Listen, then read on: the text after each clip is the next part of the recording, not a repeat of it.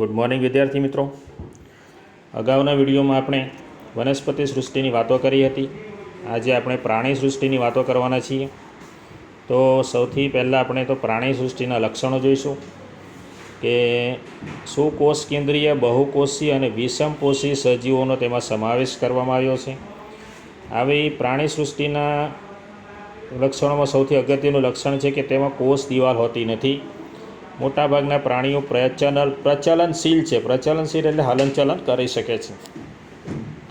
તો શરીર રચના અને વિભેદીકરણને આધારે પ્રાણી સૃષ્ટિના પ્રાણીઓને છિદ્રકાયથી શરૂ કરીને સસ્તન સુધીના સમૂહોમાં વર્ગીકૃત કરવામાં આવ્યા છે। તો આપણે શરૂઆત કરીશું પ્રાણી સૃષ્ટિનો સૌથી પહેલો સમૂહ છિદ્રકાય સમુદાય, એના લક્ષણો અને ઉદાહરણની આપણે વાતો કરીશું। તો છિદ્રકાયનો આપણે વાત કરીએ છિદ્રકાયની, તો છિદ્રકાયનો અર્થ થાય છે છિદ્રયુક્ત શરીર। એના લક્ષણો જોઈએ તો વસવાટ, મોટાભાગે આવા પ્રાણીઓ દરિયાઈ થોડા મીઠા પાણીમાં જોવા મળશે। આવા પ્રાણીઓની શરીર રચના બહુકોષી છતાં અત્યંત સરળ રચના હોય છે। છિદ્રકાય સમુદાયના પ્રાણીઓ અચલિત છે। અચલિત એટલે એક જ જગ્યાએ સ્થાયી હોય છે। આવી રીતે એક જ જગ્યાએ સ્થાયી હોય છે, કોઈ એક આધાર સાથે ચોંટીને રહે છે અને પ્રચલન એકમનો અભાવ એટલે કે લોકોને હાથ કે પગ જેવું કશું હોતું નથી। કંકાલની વાત કરીએ તો શરીર એ લોકોનું કઠણ આવરણ કે બાહ્ય કંકાલ દ્વારા ઢંકાયેલું હોય છે। તેમના સંપૂર્ણ શરીરમાં અનેક છિદ્રો આવેલા હોય છે, એટલે જ એનું નામ પડી ગયું છે છિદ્રકાય સમુદાય। આ છિદ્રો શરીરમાં હાજર નલિકા તંત્ર સાથે જોડાયેલા હોય છે અને નલિકા તંત્ર દ્વારા શરીરમાં પાણી, ખોરાક અને ઓક્સિજનનું વહન થઈ શકે છે। એના ઉદાહરણ છે યુપ્લેક્ટિલા, સાયકોન અને સ્પોન્જીલા। આગળની ટૂંકનોંધ જોઈશું કોષ્ઠાંત્રી સમૂહ। કોષ્ઠાંત્રી સમૂહની વાત કરીએ આપણે તો આ સમૂહના પ્રાણીઓ કોષ્ઠાંત્ર ગુહા તરીકે ઓળખાતું શરીરનું પોલાણ ધરાવે છે। કોષ્ઠાંત્ર આવું પોલાણ ધરાવે છે। મોટાભાગના દરિયાઈ અને કેટલાક મીઠા જળમાં નિવાસ ધરાવે છે।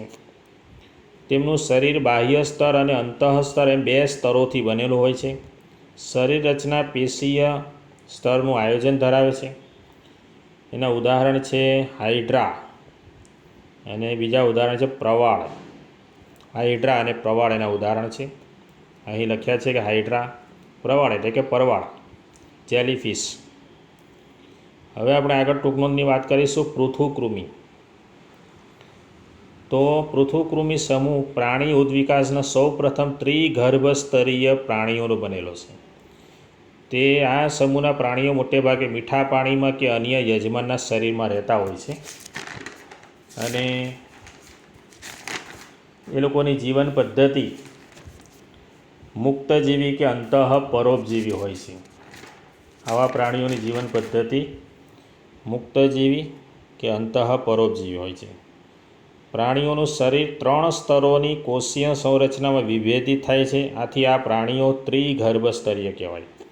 તેમના શરીરમાં બાહ્ય અને આંતરિક બંને પ્રકારના અસ્તર બને છે। શરીર રચના વધારે જટિલ હોય છે। તેમાં પેશીઓનું નિર્માણ અને કેટલાક અંગો પણ બને છે। સુવિકસિત અંગ વ્યવસ્થા હોય છે।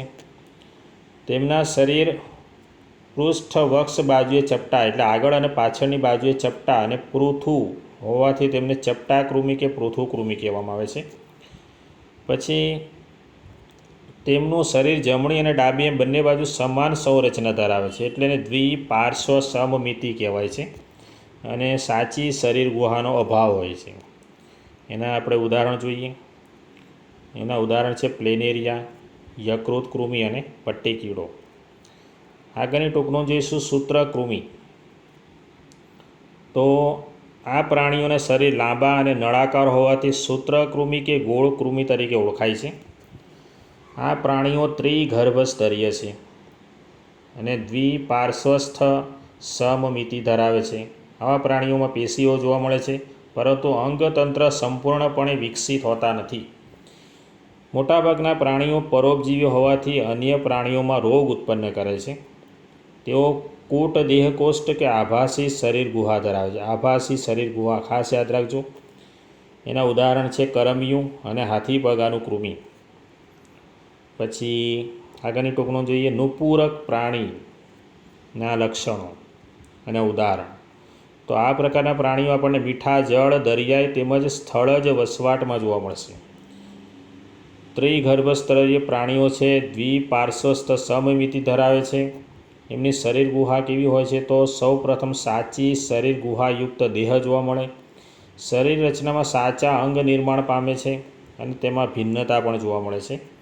તેઓનું શરીર શીર્ષથી શરૂ કરીને પૂંછડી સુધી એક પછી એક એમ ખંડોમાં વહેંચાયેલું હોય છે.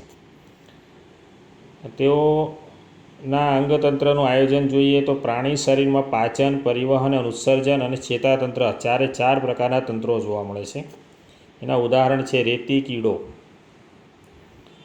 કીડો, અળસિયું અને જળો. આ રહ્યા રેતી કીડો, અળસિયું, રેતી કીડો અને જળો. આગળ વધીએ સંધિપાદ સમૂહની વાતો કરીશું. તો પ્રાણી જગતનો સૌથી મોટો સમુદાય છે સંધિપાદ. એનું શરીર ખંડમય હોય છે, દ્વિપાર્શ્વસ્થ સમમિતિ ધરાવે છે, પ્રચલન માટે સાંધાવાળા ઉપાંગો હોય છે, ખુલ્લા પ્રકારનું પરિવહન તંત્ર હોવાથી દેહ ગુહા કે શરીર ગુહા રુધિરથી ભરેલી હોય છે. એટલા માટે આની દેહ ગુહાને રુધિર ગુહા પણ કહેવામાં આવે છે. એના ઉદાહરણ છે વંદો, ઝીંગા, પતંગિયો, માખી, કરોળિયો, વીંછી, કરચલો અને કાનખજૂરો. એના પછીની ટૂંકનોંધ આપણી પાસે આવે છે મૃદુકાય પ્રાણી સમૂહ. તો તે લોકોના શરીરની સ્થિતિ છે દ્વિપાર્શ્વસ્થ સમમિતિ ધરાવે છે. શરીર ગુહા નાની હોય છે, શરીર થોડુંક ખંડન ધરાવે છે. આ પ્રાણી કોમળ શરીર ધરાવતા હોવાથી મોટાભાગના પ્રાણીઓમાં કવચ જોવા મળે છે. ખુલ્લા પ્રકારનું પરિવહન તંત્ર છે. ઉત્સર્જન માટે મૂત્રપિંડ જેવી રચના પણ છે અને મૃદુ પગનો ઉપયોગ પ્રચલન માટે કરે છે. એના ઉદાહરણ છે કાયટોન, ઓક્ટોપસ, પાયલા અને છીપલું. આ બધા મૃદુકાય સમૂહના પ્રાણીઓ છે. આગળ જઈએ આપણે. શૂળ ત્વચી. શૂળ એટલે કાંટાવાળા પ્રાણીઓ. આ પ્રાણીઓની ત્વચા કાંટા જેવી શૂળ ધરાવતી હોવાથી તેને શૂળ ત્વચી કહેવાય છે. મોટે ભાગે દરિયામાં જોવા મળશે. ત્રિગર્ભસ્તરીય અને શરીર ગુહાયુક્ત પ્રાણીઓ છે.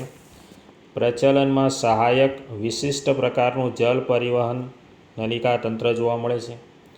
પ્રાણીઓમાં કેલ્શિયમ કાર્બોનેટનું સખત કંકાલ અને શૂળ જોવા મળે. શૂળ એટલે કાંટા જોવા મળે. એના ઉદાહરણ છે બરડ તારા, સાગરગોટા, સમુદ્ર કાકડી અને સમુદ્ર તારા. મેરુદંડની વાત કરવાની છે આપણે. મેરુદંડની પ્રાણીઓનું લક્ષણ નથી જોવાના, પણ એના પછીની વાત કરીશું. પૃષ્ઠવંશી પ્રાણીઓમાં પણ નથી જવાનું. અહીં મત્સ્ય પ્રાણીઓની વાત કરીશું. મત્સ્ય પ્રાણીઓની લાક્ષણિકતાઓ જણાવો. તો મત્સ્ય પ્રાણીઓ મોટેભાગે દરિયાઈ કે મીઠા પાણીમાં જોવા મળશે. તેમની ત્વચા ભીંગડાવાળી. બીજું, ઝાલર દ્વારા પાણીમાં દ્રાવ્ય ઓક્સિજનનો ઉપયોગ કરે છે. શરીર એ લોકોનું ચપટું હોય, રેખીય કે ત્રાકાકાર હોય છે. પાણીમાં તરવા માટે પૂંછડી અને મીનપક્ષનો ઉપયોગ કરે છે. એક કર્ણક અને એક ક્ષેપકથી બનેલું દ્વિખંડી છે એ લોકોનું હૃદય. તાપમાનમાં જોઈએ તો મત્સ્યો શીત રુધિરવાળા પ્રાણી છે. મોટાભાગના મત્સ્યો ઈંડા મૂકતા અંડપ્રસવી પ્રાણીઓ છે. એના ઉદાહરણ આપણી પાસે છે મેન્ડેરિયન ફિશ, એંગલર ફિશ, પછી રોહુ. આ બધા મત્સ્યોના ઉદાહરણ છે. ઘણા બધા ઉદાહરણ છે, તમારા પાઠ્યપુસ્તકમાં પણ હશે. ઉભયજીવી એટલે શું? ઉભયજીવી એટલે ડિંભાવસ્થા પાણીમાં અને પુખ્ત અવસ્થા પાણી અને જમીન બંને પર રહી શકતા હોય તેવા પ્રાણીઓ. એના લક્ષણો જોઈશું. શ્લેષ્મ ગ્રંથિઓ ધરાવતી ચીકણી ત્વચા હોય છે એ લોકોનું બાહ્ય કંકાલ ભીંગડા અને અન્ય બાહ્ય ભીંગડા હોતા નથી અને બાહ્ય કંકાલ પણ હોતું નથી. બે કર્ણક અને એક ક્ષેપક ધરાવતું ત્રિખંડી હૃદય.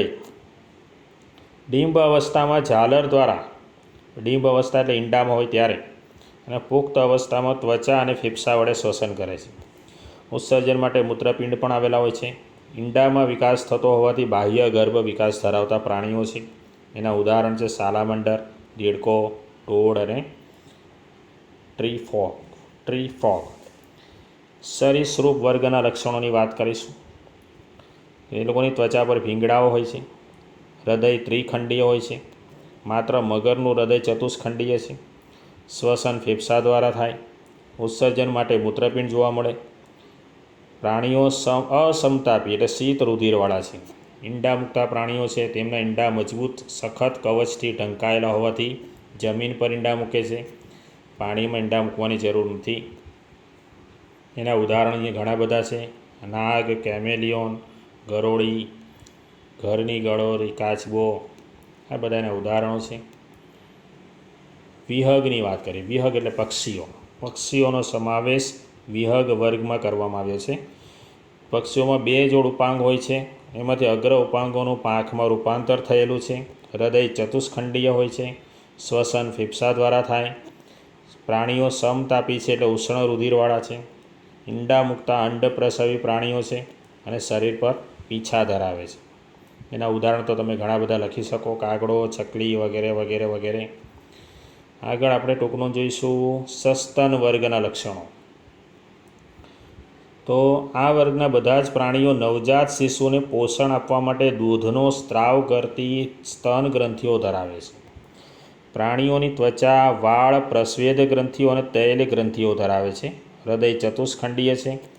ઉષ્ણ રુધિરવાળા એટલે સમતાપી પ્રાણી છે. ગર્ભ વિકાસ માતૃ પ્રાણી શરીરમાં થઈ જીવતી બાળ પેઢીને જન્મ આપે છે. એના અપવાદ છે શેળો અને બતક ચાંચ ઈંડા મૂકતા સસ્તન છે. સસ્તન પ્રાણી કાંગારૂ અવિકસિત નવજાતને જ્યાં સુધી તેનો પૂર્ણ વિકાસ થતો નથી ત્યાં સુધી માર્સુપિયમ નામની કોથળીમાં લટકાવીને રાખે છે. આ બધા સસ્તન પ્રાણીની વાતો થઈ. મિત્રો, અહીં સુધી આપણો પાઠ છે. માત્ર ટૂંકનોંધ જ આપણે બધી લખવાની છે. એટલે આપણો 7મો પાઠ અહીં પૂરો થાય છે. ઘણી બધી ટૂંકનોંધ થઈ ગઈ. તમારે બધી ટૂંકનોંધો લેસનમાં લખવાની છે. અને છેલ્લે તમારે પ્રાણી સૃષ્ટિના વર્ગીકરણની રૂપરેખા દર્શાવતો ચાર્ટ, આ તમારા પાઠ્યપુસ્તકમાં પણ છે. આ ચાર્ટ, આખો ચાર્ટ તમારે સારા અક્ષરે નોટમાં લખવાનો છે એકવાર. બરાબર? તો અહીં આપણો પાઠ પૂરો થાય છે. આના પછી આપણે નવા પાઠમાં મળીશું. ત્યાં સુધી રજા આપજો. આવજો.